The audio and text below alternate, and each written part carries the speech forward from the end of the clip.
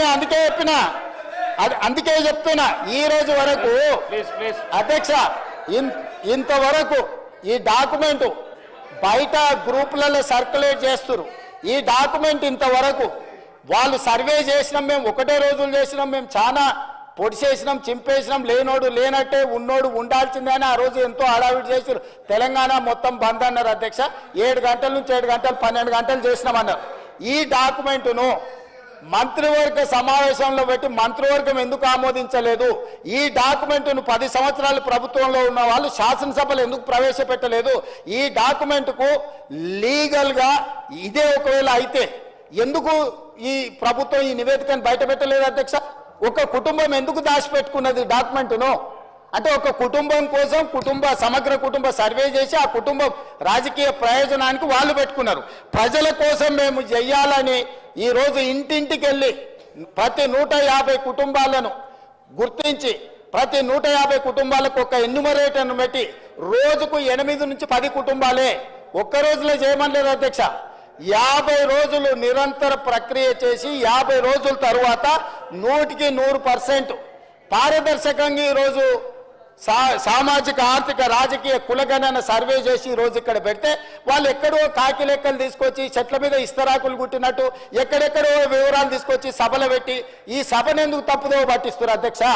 2011 జనాభా లెక్కలు తప్ప ఎక్కడ కూడా అధికారిక లెక్కలు లేవు.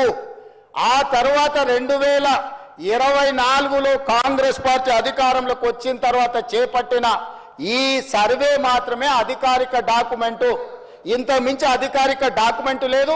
ఇట్లాంటి లెక్కలు చెప్తే సభను తప్పుదోవ పట్టించడమే, సమాజాన్ని తప్పుదోవ పట్టించడమే.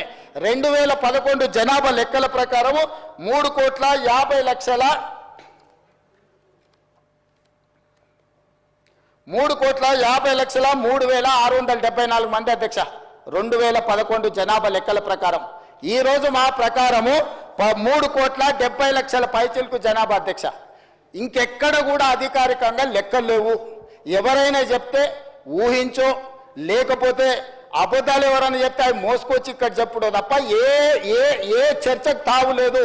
అందుకే దయచేసి మా మిత్రులను బలహీన వర్గాలను సామాజిక న్యాయం చేయాలని ఒక ఉక్కు సంకల్పంతో రాహుల్ గాంధీ గారి మాట ప్రకారం ఈరోజు కాంగ్రెస్ పార్టీ ఏదైతే ప్రయత్నం చేస్తుందో ఈ ప్రయత్నానికి సహకరించండి. నరేంద్ర మోడీ గారిని 2021లో లెక్కించాల్సిన జనాభా లెక్కలు ఇంతవరకు లెక్కించలేదు. వాళ్ళు అడగరు, వీళ్ళు లెక్కించరు. మేము అడుగుదామంటే సహకరించరు. ఈ రకమైన ప్రయత్నాలు బలహీన వర్గాల సంక్షేమానికి ఉపయోగం ఉండదు. దయచేసి ఇట్లాంటి అర్థం పర్థం లేని అన్ని కాగితాలు తీసుకొచ్చి సభను తప్పుదో పట్టించొద్దు. ఇప్పుడు ఏదైతే చేస్తున్నామో 100% పారదర్శకంగా ఉంది. మిగతా 16 లక్షల కుటుంబాలు ఏవైతున్నాయో ఆ 16 లక్షల మంది వివరాలలో 3 లక్షల పైచిలకు కుటుంబాలు ఉన్నాయి కదా అధ్యక్ష. ఇగో 4-5 ఇన్నే ఉన్నారు అధ్యక్ష ఈ సభలో. ఎందుకు వివరాలు అందించలేదు?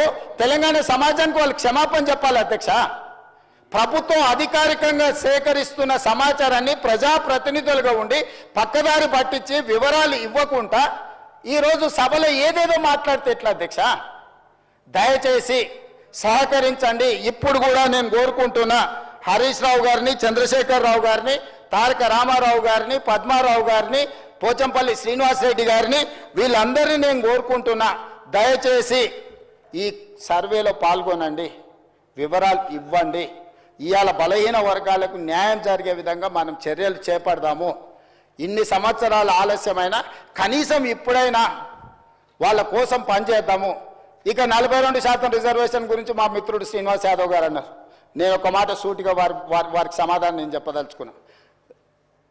చట్టపరంగా 42% రిజర్వేషన్ ఇవ్వాలి అని అంటే రాజ్యాంగ సవరణ జరగాలి. కానీ రాజకీయంగా వినండి రాజకీయంగా ఈ వేదిక మీద నుంచి నేను మాట ఇస్తున్నా. మా పిసిసి అధ్యక్షుడి గారితో నేను మాట తీసుకొని వచ్చిన అధ్యక్ష. మా పిసిసి అధ్యక్షుడు మహేష్ కుమార్ గౌడ్ గారిని నేను అడిగిన, ఒకవేళ చట్టపరంగా 42% ఇవ్వడానికి అవకాశం లేకపోతే పార్టీ పరంగా రేపు జరగబోయే స్థానిక సంస్థలలో కాంగ్రెస్ పార్టీ 42% సీట్లు ఇస్తామని చెప్పినాం అధ్యక్ష. ఇవాళ మేము సిద్ధంగా ఉన్నాం. మీరు సిద్ధంగా ఉన్నారా? నేను ఇవాళ సూటిగా అడుగుతున్న బీఆర్ఎస్ను బీజేపీని, మా పార్టీ 42%, రేపు జరగబోయే స్థానిక సంస్థల ఎన్నికలల్లా 42% సీట్లు మా పార్టీ ఇస్తుంది. ఇది మా కమిట్మెంట్. మీ రెండు పార్టీలు నేను సవాల్ విసురుతున్నా, మీరు రాండి, ఈ వేదిక మీద నుంచి మాట ఇవ్వండి, 42% ఇద్దాం. చట్టాన్ని సవరించే చట్టంలో ప్రొవిజన్ వచ్చినప్పుడు చట్ట ప్రకారం ఇద్దాం. ఈ రోజు రాజకీయంగా నైతికంగా మనం కట్టుబడి ఉండి 42% బలహీన వర్గాలకు సీట్లు ఇద్దాం. మీకు చిత్తశుద్ధి ఉంటే ముందుకు రాండి అని చెప్పి నేను వారికి సూచన చేస్తున్నా అధ్యక్ష.